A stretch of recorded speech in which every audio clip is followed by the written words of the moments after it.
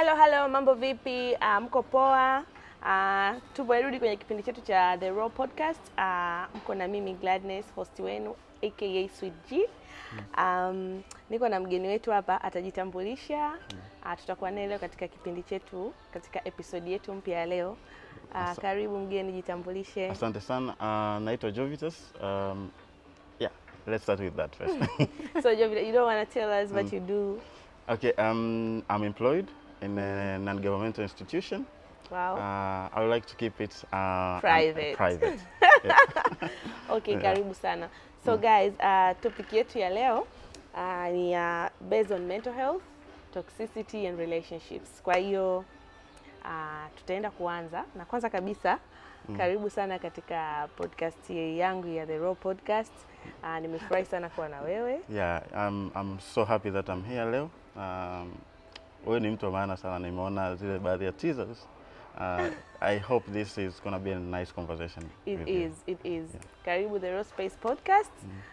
Leo naomba tuongelee mental health. So mental health ni kitu ambacho watu wengi wamekuwa wakiki-ignore na imekuwa ni tatizo kubwa ulimwenguni. Maana siwezi kusema tu Tanzania. Yeah. It's a worldwide problem. So wewe kwanza personally unaongeleaje mtu ukisikia mental health, what comes to your mind? Yani unaelewa nini kuhusu mental health? When it comes to mental health, first and foremost ni kitu ambacho it's a big part of me. Ni project ambayo nimekuwa nikiwaza kuifanya cha kwanza. Yes. Kama ulivyosema, mental health kwa upande wa Afrika na dunia nzima ni tatizo kubwa. Yes. Lakini ukiangalia kwa upande wa Tanzania, most of us really put it in the behind. It's like a problem that is not there but it exists. Yes. Unakuta watu wanapitia matatizo mbalimbali, ukiangalia ni kwamba tu their mental capability is in shambles.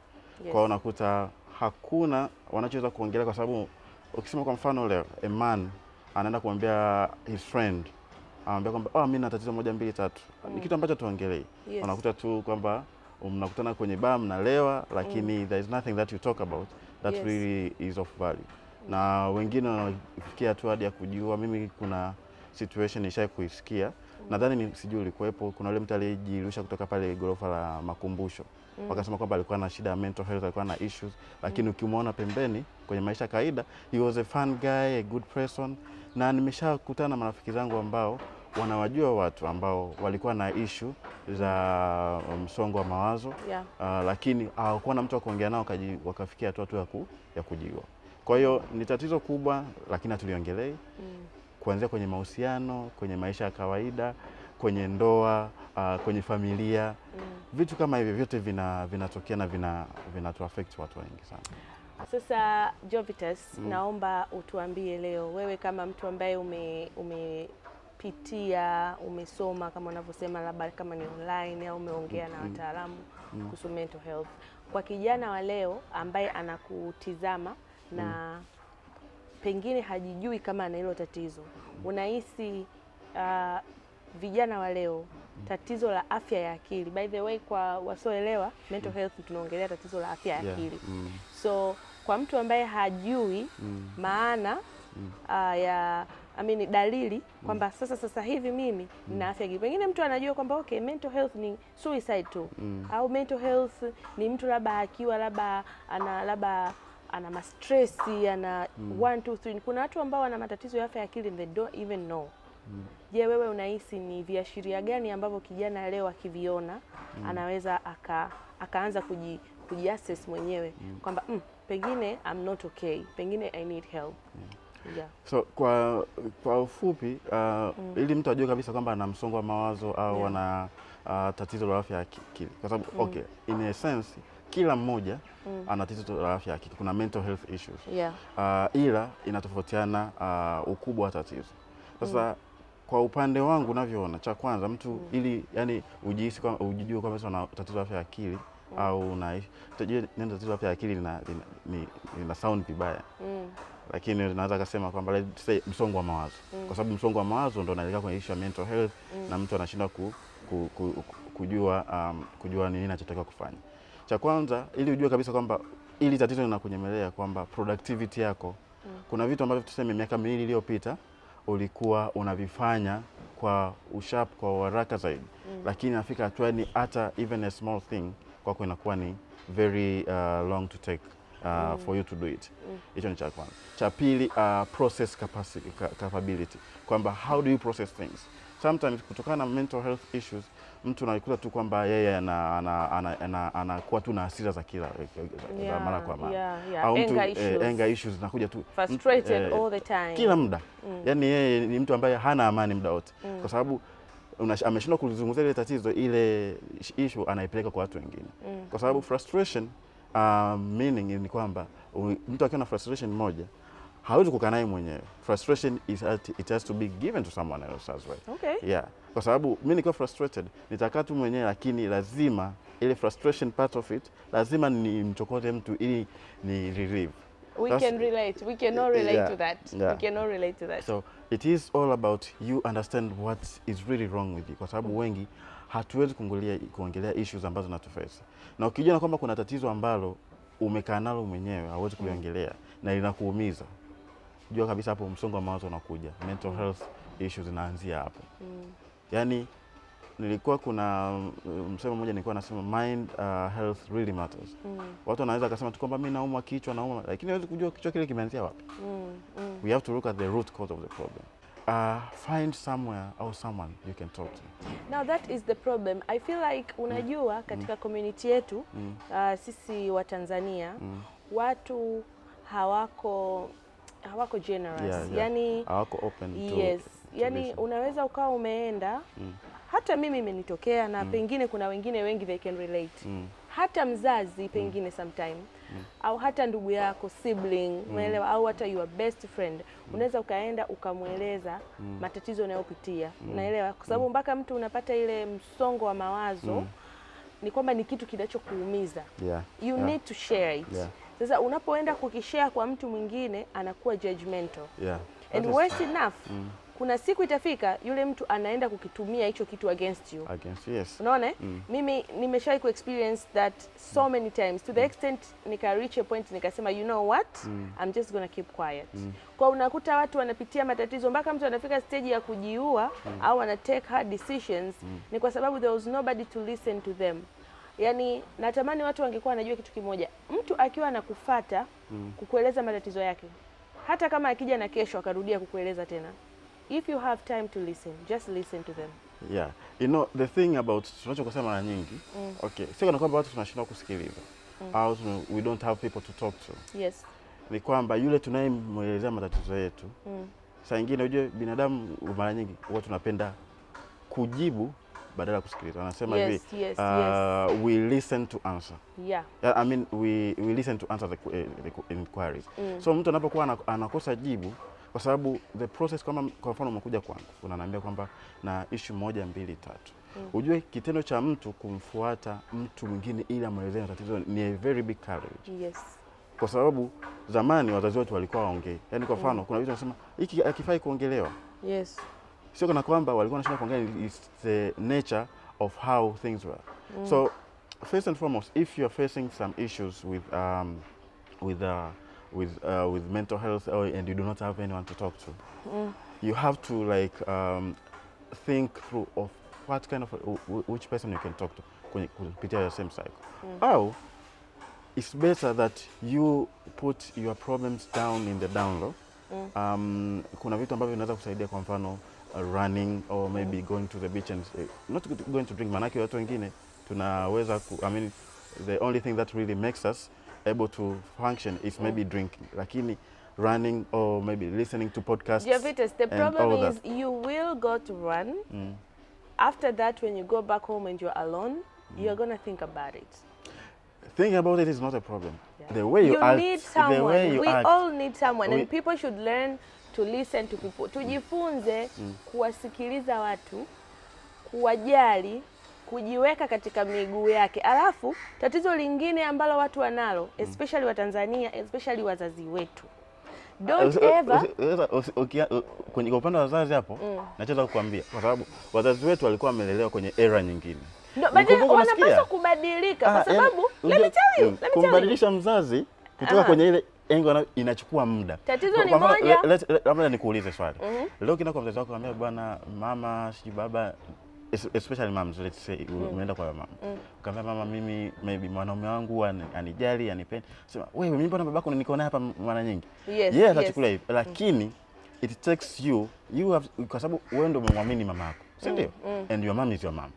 Mwisho wa siku unachotakiwa kufanya ni kuendelea kumwelekeza taratibu, kwa sababu era ambao umekulia wao ni kwamba era ile ya maisha kwamba you don't talk about your issues, you solve it yourself. Sawa, okay, let's talk about sasa sisi dada zetu, kaka zetu, sisi vijana in general. Mtu anapokuja kukueleza tatizo lake, sawa, mpaka amekufuata kukueleza, usilichukulie kama ni tatizo dogo au tatizo la kawaida. Kuna ile mtu unamwambia, wait, let me get there. Kuna ile mtu unamwambia, bwana, I feel like huyu mtu kaniumiza, au huyu mtu amenifanyia ubaya huu, au I feel this situation iko 1 2 3. Anakwambia mbona hiyo kawaida tu, hasa wewe hivyo. Mimi je, nilipofanyiwa hivi? No, it's about me, it's my moment. Listen to me.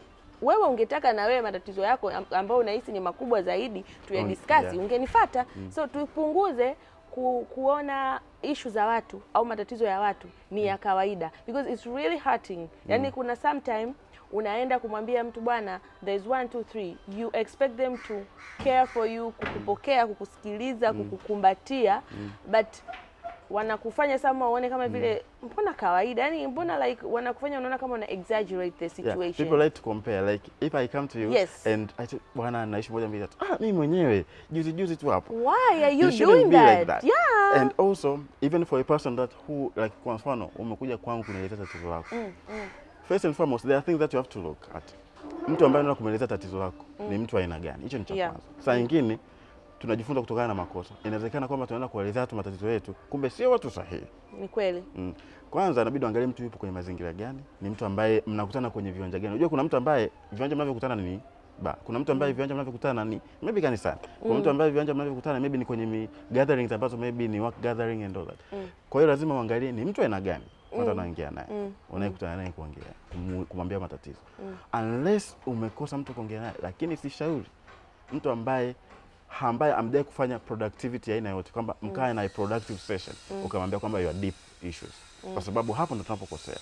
So nadhani kwamba watu ambao ni marafiki ambao tunako nao kwenye raha ndio watu watakaweza kutusaidia, lakini marafiki ambao out of nowhere they are the people that who can help you.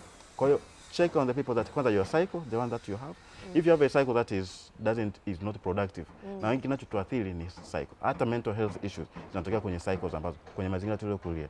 Watu ambao tunakutana nao kila siku, watu ambao tuna associate nao.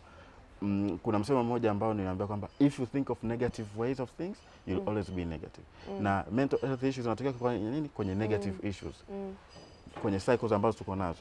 And all that. Kwa hiyo it depends on the people that you have. The way they are supportive, it will take time for like our parents to reach that level. But I'm pretty sure there is that one friend ambayo you can confide in, ambayo unaweza kumuelezea kila kitu katika maisha. Mimi mwenyewe have that one friend ambaye I can confide in with everything. Okay. Kwa hiyo jamani, mmesikia? Tujaribu kutafuta marafiki wenye faida. Hao marafiki zako ambao uko nao club in Masaki and everywhere, hawatakusaidia ukipata mental health. Kwa hiyo jitahidi katika cycle yako uwe na wale ambao mnaenda jumuiya, mnaenda jumuiya. Sio lazima hiyo hiyo. I get it, I'm just kidding. Anyways, okay, tuendelee. So, Jovitus, wewe personally, do you think umewahi kupata tatizo la afya ya akili? Just yes or no first? Yes. Umewahi? Yeah. So ulikuwa kwenye mahusiano wakati huo ambao ulipitia hiyo moment ya kupata tatizo la afya ya akili? No, hapana.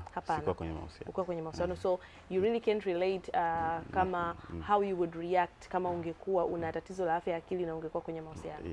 So okay, in general, why do you think wanaume huwa wanawaumiza wanawake, especially physically, emotionally and all that, wakiwa wanapitia hilo tatizo la afya ya akili? Yani kwa nini wakiwa stressed, wakiwa hivyo frustrated, wakiwa yani wakiwa in short wana tatizo la afya ya akili in general? Why do you think these men hurt women?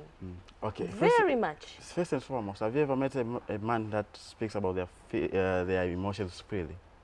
A man will speak. A man will speak about what they feel when they they think that they are in love with you, first and foremost. Yes. If they want to sleep with you. Yes. And if they want something from you. Please, can you repeat that? A man? A man will only speak about their emotions if they think they're in love with you, if they think that there's something that they want, and another thing I've forgotten. If they want to sleep with me. If there's something that they want from you. Like anything can be money. Because I'm squeezing wanaume ni omba. Can be money. Wanaume wamekuwa omba. I know.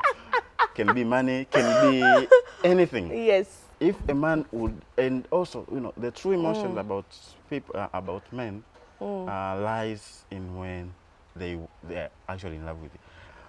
So, why do I think men always hurt ladies wanaumiza wanawake au wapenzi wao kwenye mahusiano hasa wanapokuwa kwenye mental issues? Because toka tunakuwa hatujafundishwa kuongelea ni nini ambacho tunahisi, tunachokiwaza, what is really going on in our mind. Maisha yetu siku zote ni kwamba mwanaume kwanza lazima afanye kazi, alishe familia, familia maybe inamtegemea and all that. Kwa hiyo yeye kwake cha kwanza ni majukumu. Kuongelea about feelings ni kitu kingine kabisa tofauti. Kuongelea about their emotional state of mind, their mental capabilities and capacity. It's a secondary thing, but primary thing wanaanza tu majukumu. Na hiyo ndio issue kubwa. Naweza nikasema hivi. Cha pili, wengine tu kutokana na makuzi waliokulia. I support that. Waliokulia kwamba mtu ameshakuwa kwamba toka huko maybe mwingine alikuwa abused kipindi yuko mdogo. Maybe mwingine alipitia kwamba unajua kuna ile kwamba umepitia no life. Mwingine anaona baba na mama wanaishi kwenye mazingira ya maisha. Lifestyle nyumbani. It is the lifestyle that okay, if they feel that and they never talk about that. Unajua makuzi ya mtu ndio yanamdefine mtu jinsi anavyokuwa mbele. Yes. Sasa Watanzania atuangaliaje tu makuzi ya mtu. Tunaangaliaga tu kwamba it's just what it is.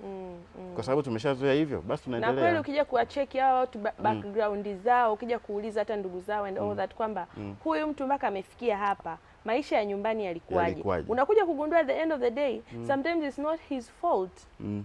Yani amekuwa kwenye hizo environment all his life. Kwa hata sometimes unaweza kukutana na mtu, ndio maana kuna watu unaweza kukutana nao ukamwambia mimi kuna mfano mzuri nataka kutolea. Nishakutana na mtu ambaye ni toxic ambaye alikuwa anani abuse, si ndio? So I go to the police, nikakutana na one of the afanders ambaye simkumbuki jina of course, lakini nikawa nalalamika kwamba this person has like hit. You understand? Like what did the afande say? And I was like, akaniuliza, ni nani yako? Ni mume wangu. Na mahusiano? Ndio. Sasa mambo ya kawaida hayo. Wanataka ukae na mwanaume hata kugusa. And I was like, bro, no. He hits me. It's not right. It's not right. Yeah. Mimi nataka kukupa mfano mmoja. Kuna sehemu ambayo nilikuwa nimewahi kukaa. Ni kwenye nyumba za kupanga. Yani, you know, the picture that is inside the house is very different from what is outside. Yeah. Yani usidanganywe na mambo unayoona nje. Danganywa na yani utajua mambo yanayoendelea ndani. The grass is not greener, wanasema. So you have to water it. You have to water it. Kwa hiyo so kwenye nyumba nilikuwa nakaa kila mmoja alikuwa anakaa kivyake. Sasa ikafikia tu kwamba huyo mpangaji mwingine akawa ameomba kwamba tufanye kitu fulani. Ameomba kwamba ilikuwa na ulinzi. Kilichokuja kutokea kwamba baadaye ikaja kufuatilia ni kwamba kumbe mtu alikuwa anakaa naye ndani alimpiga akamuumiza, na hamna mtu ambaye alikuwa anajua kwenye hiyo, kwa sababu hiyo compound hamna mtu ambaye anafuatilia mambo ya mtu mwingine. Sasa unaweza kuona kwamba vingine ambavyo vinasababisha kwamba mpaka watu wanapitia matatizo hayo, either tunaweza kusema kwamba ni mtu amekulia hivyo au maybe ni mazingira ambayo, lakini watu wengine ni tabia zao au ni watu ambao wana hang out nao. Wewe imagine kwa mfano uwe na rafiki maybe mimi na rafiki yangu, alafu rafiki yangu ameoa, ana watoto wake, lakini yeye tukikutana anasema kwamba mimi mke wangu ili nimtulize lazima nimpige au lazima nifanye hivi. Na ndio watu wako hivyo. Na nyie marafiki mna support. Mwanamke lakini mdomo. In the end it's not right. It's not right. Yes. It's not right. Na vile vile saa nyingine wanawake inabidi kama mimi kwenye Biblia nasema baba ni kichwa, mama ni moyo. Kwa hiyo kile kichwa kisipokuwa kinafanya kazi, moyo inabidi uchukue nafasi yake kujenga ile familia. Inawezekana ndio tumekutwa kwenye mazingira ambayo tuweze kuongelea issue zetu. Au uweze kusema inabidi umheshimu mume wako jinsi alivyo. Lakini mwisho wa siku inabidi na wewe uwe chanzo cha yeye kubadilika. Uweze kusema kwamba unakaa kila siku sasa Jovitas, mtu ushasema mtu amekuzwa, umemkuta mtu ameishi over 25, 30, even 40 years kwenye mazingira ambayo hiyo tabia yake ilikuwa accepted. Wewe kuja kumbadilisha kwenye mahusiano miaka 5, it's gonna take time. Na pia if that person it's gonna take time. Na pia kama huyo mtu kwanza amekubali kama ana matatizo na yupo tayari kubadilika. Sasa most people ambao tayari wamekuwa kwenye hayo makuzi yani wao hawaoni kama wanakosea. Na ndio maana mtu unakuta labda hivyo anaku abuse, anaku insult, umeelewa? Because mimi for the first time in my life namshukuru Mungu katika watu ambao nimewahi kukutana nao, nimewahi kuwa nao kwenye relationship. I only met one man who was mentally, you know, unstable. Because I remember even the first day alini insult, I was shocked. I was like, a man can insult me? Like, no. And to be honest, I've never met a guy who insulted me in my entire life. It's just that one person. Like, nilikuwa kwanza ile siku ya kwanza, the first time sasa ndo amefanya hicho kitendo. Kwanza I was shocked. Na alisema kitu very minor. Na alifanya the first time alisema something very minor ambacho yeye kikawaida akaanza kusema mbona it's not even a big, mbona it's normal. And me, I was crying, I was calling my mother, I called his mother, I was calling everyone, like, he called me this. And even from his side, nobody was like surprised, and everyone was like, "Eh, huyu naye, she's just But from my side, my mother was like, he did what? No. He can't do that. Unaona? Kwa ndo nikaanza kuelewa kwamba okay, me and this person, we are from two different worlds. Unaona sasa? Ndo hapo. Two different worlds. Completely. So kwako wewe, for you it wasn't it was a big deal from my side. It was a big deal for your side. Yes. And people have to respect that. Yes.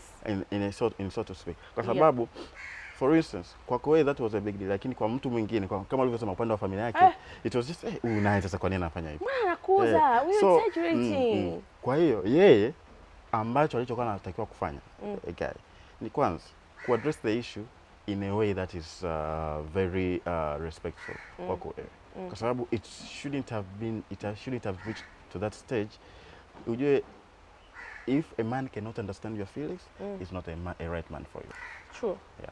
If they do not care even in a small thing, I know it's very hard to care for even in small things, but you have to care for everything. But you have to care you have to care most, like 99% of things. That is when you know that a man really takes care of you. Kwa mfano, kama wewe hiyo issue yako, a guy should have like said, "Oh, I'm really sorry. I didn't feel as if this would have hurt you like the way it did." Kwangu mimi nilikuwa naona ni issue kubwa. Yeye ilibidi pale ajifunze kusema, kumbe kuna this issue, naweza mimi nikaona niko sawa, lakini kumbe siko sawa. Sasa imagine ni kwa watu wangapi ameshaambia hiyo issue alafu wakaumia, na kuna watu wengine ambao waliona waliona ni kawaida. And do you know what, even yani cha kuchekesha zaidi, baada alivyogundua kwamba I didn't like it, every time he wanted to hurt me, he kept on insulting me. Now that's and it really hurt. Yani akatumia akatumia. I just think, listen Jovitas, I just think men hate women. No, not really. Let me tell you.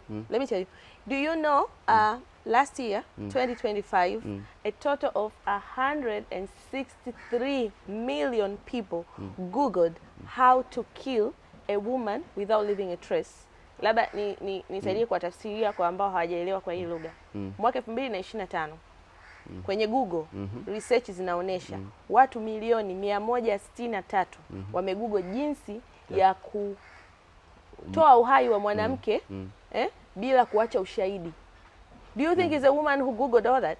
Even if it was a woman, I'm sure 99% ya hizo searches from Google ni wanaume. You guys, you haters. Why do you hate women? Labda nikuulize swali hapo. Why do you think people want to kill people? let's start Let's there. use what to analyze. Why do you think people want to analyze Yes. people? All right? Why do you think? It's because of mental health. Mental I'm telling health. you. Yeah. Yes. Now, why do people don't talk about mental health? Kwa sababu matatizo ya kila aina ya mtoto. Sijakujibu swali lako. I don't think if men hate women. Hicho ni cha kwanza. I totally disagree with you. Maybe that is your notion, but I totally disagree. Men hate women. That's why I always say you don't like when you don't like or you don't want to date a woman who is a party kind. You don't like a woman who goes to the club, but when you go to the club, you want to find women. Listen. What is wrong with you people? Okay, let me ask you a question there. Up. Why do you think when you are abusive guy didn't last? Lakini sasa hivi inawezekana ipo kwenye another relationship, right? And it might be okay for him. Yes, it might be okay for him, but Yeah. Ndio maana nasema hivi, unajua when you are dating someone, you should find someone who can match your energy.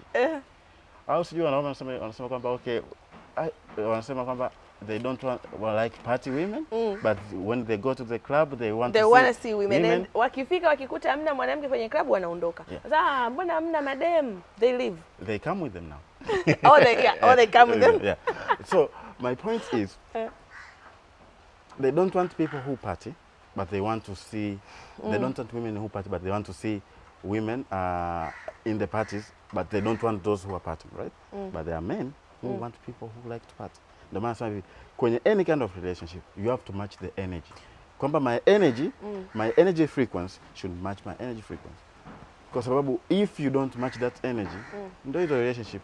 Kwani siku hizo watu wanaoana leo kesho wanaachana. Why do you think that?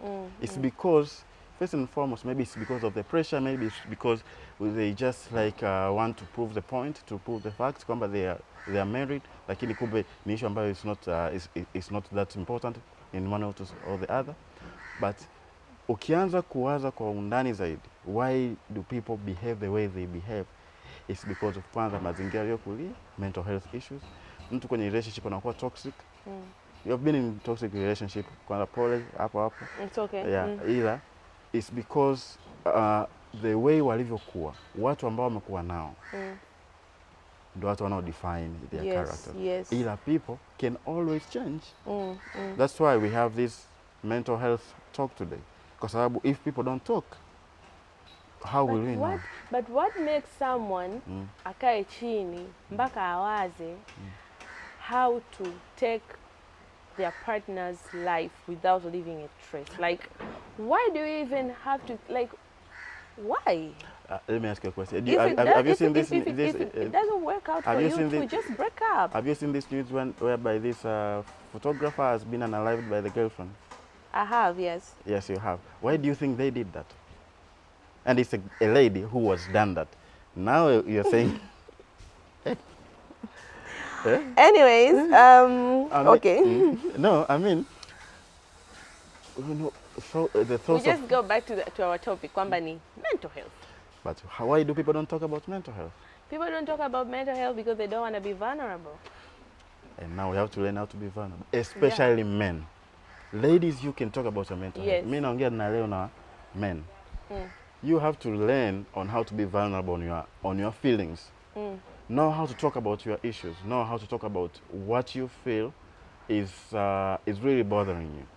Going out and drink and maybe have a party or whatever, sleeping around doesn't help.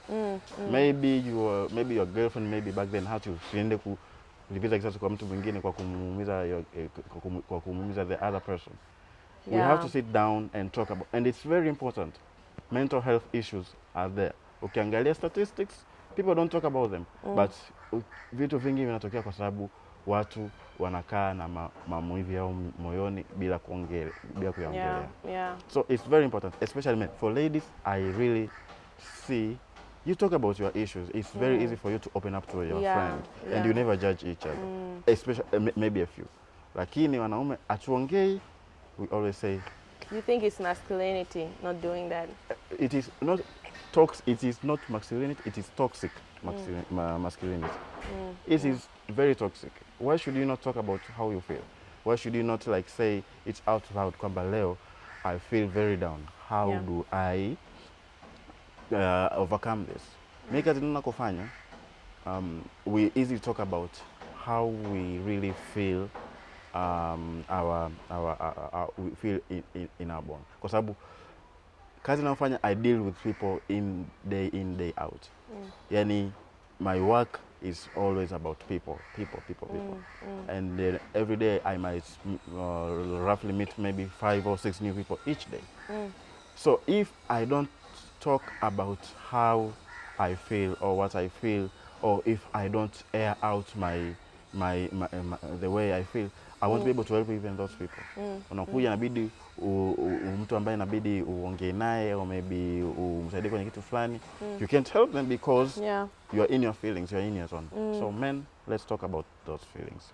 Okay, so nikiangalia kidole chako hapo sioni pete. So I'm hoping you're not married because I want to ask something. Yeah, I'm not married. You're not married. Yeah. Do you live with a woman? No, I live You don't? alone. Yeah. Ew. One of a kind. Eh? Because everybody squeezy, wakaka wengi, you like to move in with women. Okay. Freddy, vipi wewe? Unakaa na dem? Hapana. Kwanza unasikia? Kwa nini hamtaki kukaa na wanawake No, jamani? listen, kukuzwa kwenye mazingira kwamba lazima uwe umefanya kitu fulani ndio ukae naye. It's something that I still have. Let's talk about vijana wakaka kwa wadada. Maanake niseke tu one sided kwa sababu kuna wanawake ambao pia wanajipeleka kwa wanaume. I have a couple of friends ambao ni wa kiume kama 2 watatu, ninawaulizaga, you guys, kwa nini mnakaa nyumbani? Yani like una uwezo wa kupanga nyumba. Kwa nini unakaa nyumbani wakati unaweza ukakaa zako peke yako kwenye geto lako? Like 2-3 of them wakanambia the problem ni kwamba tunaogopa mtu atajihamishia nyumbani. Like I feel like I'm not ready, and namuona kabisa girlfriend wangu soon as nikihamia kwangu she's going to come, alafu nitashindwa kumfukuza, nitashindwa kumwambia mimi naenda kukaa peke yangu. So ili kupunguza hiyo kujistress kwenda kumwelezea mtu, I'd rather live nyumbani kwetu. But also kuna ambao sasa sisi wanawake ambao sasa jamani, si ndio tuseme ndio watujiheshimu. Unakuta mtu anatoka anaenda huko kwenu, mnakaa wote. Like but I think this is more of a man's problem other than a woman, because how can you invite a woman aje kuishi nyumbani kwako unapokaa na wazazi wako? That's stupid. You understand? Yeah, I understand. How, I mean, yeah, they do that. I have some vivid example of people that do that. So mimi nataka tuongelee leo wale wanawake ambao wanakuwa na wanaume wanakuwa wapo kwenye mahusiano and they do this cohabitating before marriage. What can you tell them? Like I need you to tell them something that wanapaswa wajifunze, because wengine mpaka wanaanza kuishi wanapata mtoto wa kwanza, wanapata mtoto wa pili, yani like married people. But you know, I want you waelekeze wewe kama kaka ambaye you haven't done that yet, and faida zake na hasara zake, and why you think vijana ambao sasa hivi they are even thinking of cohabitating, waache they back out, kwamba tulia ufike stage hii na hii, uwe na hiki na hiki ndio ufanye hiki na hiki. First and foremost, I would like to correct one. Cohabitating is not an issue. The issue is, do you have plans after cohabitating? Like you cannot invite someone in and then mwisho wa siku you cannot take care of them. Kwa sababu as much as sasa hivi ladies wanafanya kazi, wanajitegemea, ndio watu wanapata mshahara wao, you should take care of your woman. That is the first thing. Secondly, what plans do you have when that someone has already? Do you have long-term plans? Because I don't see the need for you to live with someone alafu huna mpango naye. Kwa sababu ndio hapo mwisho wa siku mnazalishana watoto wa kwanza, wa pili, wa tatu, alafu unaenda ukasema kwamba simuoi au sitaki kuolewa naye. That is not right. How are you planning to raise the kids with 2 different set of parents? Funny thing is people don't even care about that nowadays. And then they expect their kids to live a good life and to have proper mental health. I think jamani, vijana ambao hawajapata watoto, please nawaombeni, stop normalizing having kids out of wedlock. With different women. Kwanza ni ushamba, alafu ni uswahili, sijui niseme, yani it's not right. Just have your kids with someone you settle with, someone you love. It's really healthy Yes. kwako wewe, na even the future, because mimi nimeona watu wengi ambao wamekuwa wamezaliwa huku na huku na huku na huku, at the end of the day those kids wanakuwa maadui. Hao wanakuja kwanza kugombania mali sijui za baba za mama. Hicho ndio kitu ambacho hicho ndio kitu ambacho kinatokea. Ndio maana nikasema kwamba whatever a person that is planning to do, hata if you unaweza kusema kwamba cohabitating tu, hata ambao wameoana, nikikwambia and the rate ambao watu wanaoa na kuachana afu wanakuwa na mtoto mmoja wawili ni kubwa sana kuliko watu ambao wanadumu kwenye ndoa. It's because maybe they are married because of by pressure, or they marry because of some other things, and wale watu wengine ambao wanafanya cohabitating. Cha kwanza, have a plan of your life. Uwezo ukasema kwamba you have a plan of your life, unamleta mtu ndani afu you don't have anything to give them. And I feel like hiyo una cohabitate na mtu, you're having kids or a child, alafu kama hamko ready, kama hivyo ninavyosema it was unplanned, hamko ready labda financially, sawa, mental health zinaanzia hapo, kwamba wewe pigana, drama, ugomvi, atoi ada ya shule, haijanunua vitu, tunakaa kwenye chumba kimoja, tunakaa kwenye single room, mental health starts from there. Kwa sababu issues, alafu unaona tunarudi pale pale kwenye makuzi. Cohabitate na mtu, umepata mtoto, you do not know what you are doing about that kid. Yule mtoto anaona kinachoendelea ndani ya nyumba. What do you expect that kid to come up kabisa? Anakuja, oh, so my dad and mom were fighting when I was young. What am I going to do to my woman? Na kwa nini watu wanapendaga kugombana mbele ya watoto? Ndio hiyo shit. Like hivi, have some sort of privacy. Yani zamani I feel it's more of self respect, because baba kugombana na mama mbele ya watoto huko ni kuto kujiheshimu. I feel like wazazi wetu wa zamani, mtu anaona kama vile like yani uwezo ukagombana ukanijibisha mimi mbele ya watoto, like there's that, unajua kwamba yani you can't talk to me like that. Kwa unakuta lakini sasa hivi hata mbele ya wageni you are gonna, unakuta unaenda kwenye nyumba mwanamke anavomjibisha mume wake mpaka unabakia yaani unaona aibu wewe hapo. Unajua ile wakati zamani unaweza kukuta watu wana pretend wanacheka. Yaani wamekumbatiana, kumbe wakiingia ndani ni ngumi. Sasa siku hizi so the issue is all about, I mean, cha kwanza yani inabidi tufikiri kwamba relationships not build either platonic or romantic relationships. You should have a plan. Kuna statement tulikuwa tunaongea mwanzoni kwamba cheating is not something that someone should be proud of. Sleeping around is not something that you should be proud of. Na hilo ndio tatizo lingine sasa hivi wamenormalize. Yaani mtu anakuambia kabisa I let my man cheat. Mimi namruhusu, sasa nitafanyaje? Mimi nitamzuia as long as he gives me everything. Madam. Kwa hiyo maana yake yani the point is tunachokijenga sasa hivi, it is something that will last. Kwa sababu if you are normalizing that, na sasa hivi maybe uko 28, 29, itafika you let your guy cheat 30, 40 hujaolewa, ile mwenzako ambaye alikuwa na cheat, ile ambaye alikuwa na cheat, hata akifika mwanaume, hata akifika 40, 50 anaweza akazaa. Wewe single mother, or maybe you don't have even have a kid. Tena single mother kujitakia. Bora ingekuwa ile sasa accident kwamba okay sasa it happened. Lakini wewe you wanted it and you let it happen. Kwa sababu funny thing, sasa hivi wanawake kuna hapa, nataka niwatetee wanaume kidogo. Kuna muda kabisa unakuta ukiendo ka force, let's live together, you are cheating on me, that's why you don't want to live with me. Kuna watu wanaingiza ndani, okay sawa mama, tuishi wote, si ndio? Lakini mimi I'm not ready to have a child. Anasema kabisa I have proof. Someone kabisa anamwambia mdada, okay fine, we're moving together, but I don't want to have a child right now, I'm not ready. She's getting pregnant. Muone anaenda kubeba ujauzito. Unabeba ujauzito, mtu kashakwambia me I'm not ready. Anasema kabisa sasa nikimwambia afanye kivingine, atoe au vipi, ataniona nina roho ngumu au labda I don't want to lose her right now. So unamforce yule mtu, anaanza kujipa moyo kwamba mbona fulani ameweza, let me try and do this. Mwisho wa siku mnaanza kupata matatizo na katoto, again unaanza kumblame huyu jamaa, wakati he told you I don't want to have a child. If somebody says, if a man tells you I don't want to have a child, don't give him a child. It's simple as that. I feel like most people, they just get pregnant and they leave it all to the guy.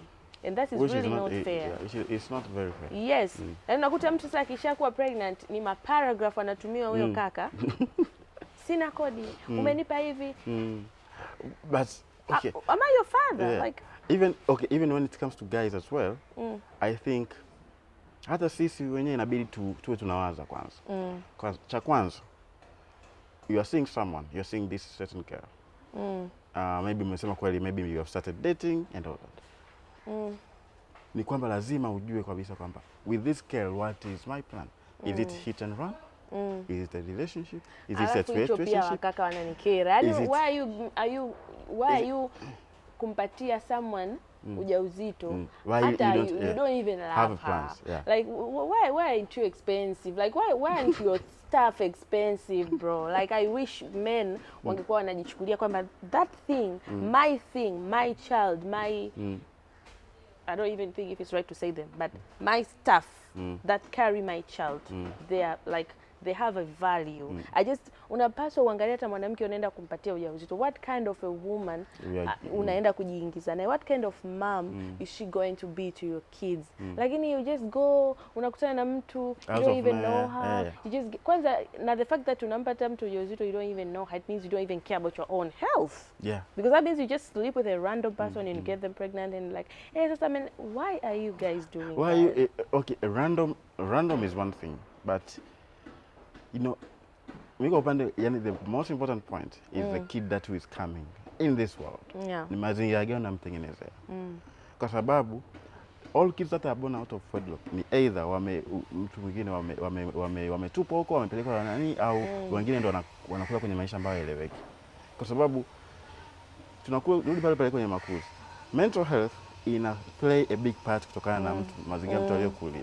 Kama umekulia kwenye mazingira ambayo mama and dad wana fight mbele yako, na wewe ukija kukua, that will be the same picture that you're bringing in. Kama umekulia kwenye mazingira ambayo they know how to care, they listen to you and they understand what you really are talking about, even if it is stupid, they understand you. Hata ukija kuishi mwenyewe kwenye mazingira ya huko mbele, you'll be thoughtful. Kwamba lazima care about other people's feelings. Yeah. I feel like women, sisi kama wanawake, before you take a big step of getting married to someone or having a child with someone, you should at least have a person that meets your emotional, financial, psychological, sexual needs consistently. But you should also be able to... I'm not done. You, as a woman, again, usiwe dependent kwamba, okay, unamtegemea sana mtu akupatie hicho. Wakati unasubiri kupata whatever that nime-mention hapa from a man, pia wewe mwenyewe uweze kuwa unajitegemea kwamba independent, kwamba just because a man stops loving me, I can't love myself. Yeah. Just because a man cannot support me financially, I can support myself. But it's very important to have someone who meets your needs consistently. And you know, you can only meet those needs if if you carry yourself the way you carry yourself. Yes. Then I carry myself like this. Yeah. That is how people meet. I like that. I like that. That's good. Hey, Jamani, we have to go to our other segment, but this is amazing. I'm enjoying this. Yeah. So we are going to our other segment that is the raw confession. Nataka nikuulize swali. This is for the future. Imagine you are a married man. So you have a wife and you have a mother. Who do you think deserves to sit in the front seat and who should sit in the back seat of your car? Okay. Between your wife and your mother. Wow. Are you trying to pin against my... Who do you think should sit in the back seat and who should sit in the front seat? I'll choose my kids. My kids to sit on the front. No. You have to choose between... Let's assume you're married, you don't have kids yet. So who should sit in the back seat? Your mother or your wife? And who should take the front seat? I think my mom. Your mom should what? Should sit in the front seat. Aye. Why do you think your mother should take the front seat and your wife should take the back seat? Okay, are you meaning this literally or practically? No, like I told you, just picture yourself, you're a married man. if I picture myself, I'm a married man, and I have to choose who. You already chose your mother. I just want you to No. tell me why. Can I reverse my answer?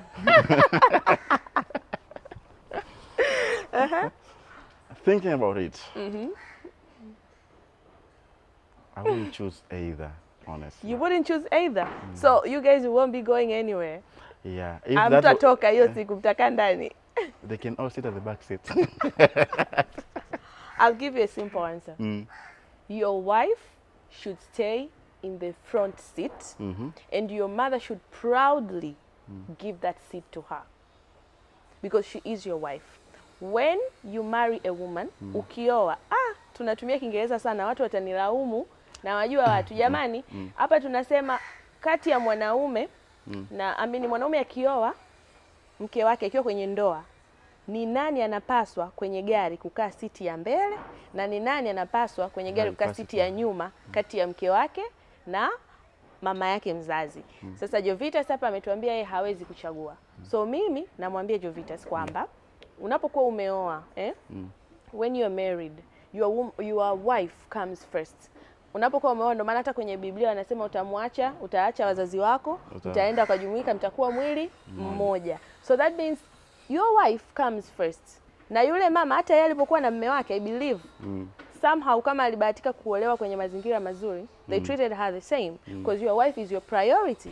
Unaelewa? The fact that ile front seat is not an issue, kwamba ni big deal, lakini it's kind of, yani it speaks something. Umeelewa? Kwa ukimweka mke wako pale, that means you put her first before your mother. And your wife should always come first before your mom. After you marry to her, because yeye ndo atakuuguza, yeye ndo atakuzika, yeye ndo atakufanya kila kitu kwenye maisha yako, atakupa familia, watoto, furaha and all that. So wanaume, your wife takes the front men are always, seat. No discussion. Men are always mama's boys, so you have to understand that. No, when you now we have to talk about that next time. Mama's boys ni tatizo. Mama's boys ni tatizo. Yeah. A man lazima umweke mke wako priority. She is number one before your kids, before your mother, before anything. That's the only way you're going to be happy. But you know what? Okay, even when we want to get married, we'll tell our mom. And in so to speak, somehow the moms akikubalia ile akisema kwamba nimekubali kwako, unajisikia uko na amani kwamba nimekubali wewe umoe huyo dada. Though it's not, you are not asking for permission. You're not asking for permission. Yes. You're asking just for. Some mothers are crazy. They're toxic. Some mothers, they want to choose wives for the kids. Now that is another topic that we should talk about. Yes, yes, we will. Maybe next time. Maybe next time. Yeah. But your wife should come first. Before anything, anyone. Your wife is everything. Your wife should be your life, your heart, your sweetheart. So yeah, naomba leo badilisha your mindset. No, I cannot choose. Me, if I'm somebody's wife and he makes me sit in the back seat, I'm not even, siendi nawe kokote baba. You can just go. I'm going to take Uber or Bolt or drive my own car. I don't know. Because that's like... You like to be on top of things. No, I like to be the wife. That's being a wife. Yeah, being a wife, sometimes means you can I am give up your number seat. one. No, I'm not giving up my seat. She can take the back seat. So, for instance, tukienda kwa baba mkwe, she will take the front seat. I will take the back seat. Tukiwa kwenye gari ya mume wake. But this is my husband's car. I'm taking the front seat. Let's say your mom and your mom is there. My mom takes the back seat. I am a mom, a boy mom, and I will take the back seat when my son is married. Happily. What about your mom? My mom. Sadly, she doesn't have a baby boy. We're all girls in the family. But I think, and I know my mother. My mother is a good person. Ni mwanamke ambaye ani kanyoka. So I think she would definitely take the back seat. Matter of fact, I've ever been in a situation kwamba niko na my partner with my mother and she took the back seat. Yeah. So that's good. Okay guys, jamani, tunaona tumefika mwisho wa session yetu ya leo. It was fun. Sitamani tuache kuongea, yani nilikuwa natamani we just keep on going and going. We still have so much that we haven't discussed. But I hope watu wameenjoy sana na wamefurahia kipindi cha leo. na wamejifunza kitu kidogo kuhusu mental health. Mental health ni topic ambayo iko pana sana. And some other times what if we start a club of mental health club? We should start a mental health club. Yeah. We'll think about that. Yes. Yeah. Na next time pia tutapata pia atakuwa na mtu wa afya, wa therapist, yeah. Because we already have is just busy today, lakini maybe next time we can do it, the three of us, Yeah. na yeye akiwepo. So I hope people watu watajifunza. Mimi yani hii ni moja kati ya project zangu ambazo nimeplani kuzifanya kwenye maisha yangu, na project zangu mbili nazipanga kufanya kwenye maisha yangu. Project ya kwanza ni kusaidia wanawake ambao na watoto wanaopitia katika nyakati mgumu wa kuwa abused, na they don't have a voice, or they are scared, they are ashamed. I want to help them, niwaokoe kutoka kwenye hilo shimo. But the second thing, I want to help the youth with their mental health state. Yeah. So this is my project, and I hope nitaweza kufanya vitu vingi vinaweza kuwasaidia watu kuweza kuepukana na hivi. We will even give free sessions for people who don't have to, who don't have people to talk to. Yeah. Tuwapatie mtu wa kuweza kupiga simu, kuongea nao na kusikiliza. Yeah. I think tutawasaidia wengi. Yeah, so do you have anything else to say? Yeah, so first I would like to thank you for inviting me. It is my first podcast. I listen to podcasts all the time. But doing podcast, this is my first time. My first time, and thank you for inviting me. You have really touched my heart in terms of discussing these mental health issues. It is an important topic for me, as I told you. It sits directly with my heart. It is something that I have a feeling that. And you know why I've just like say kwamba nataka ni focus on men? It's because we as men are not allowed to be out there and speaking what we feel. Vulnerable. We are not allowed to be vulnerable. We see kwamba being vulnerable is a sin. Yeah. But I want this to be like a beginning for you to be able to open up. Yes. You don't have anyone else to open up. You can open up to, you can ask if you have a direct contact with Beatrice. You can open up to me. You can open up to Beatrice. Because having an ear that listens instead of judging is very important. True. It's very important for you to move ahead. Kwa sababu mambo mengi yanatokea. Sasa hivi kuna mambo mengi yanatokea duniani. Kwa sababu mental health is not just about what is going on with you. It is about also what is going on in the world. Because you're still in the world. Ukiunganisha vitu vyote hivyo, watu wengi tunachanganyikiwa. Kabisa. Kwa hiyo, let us talk about this. I want us people to be open. As much as we've discussed it, let us be open. And stop cohabitating. Stop cohabitating. Stop cohabitating, guys. It's not okay. Stop cohabitating. And stop getting pregnant for men who are not ready to be fathers. When a man tells you, I don't want to have a child, listen to him. Mama, you are going to cry more than that child. Clock it.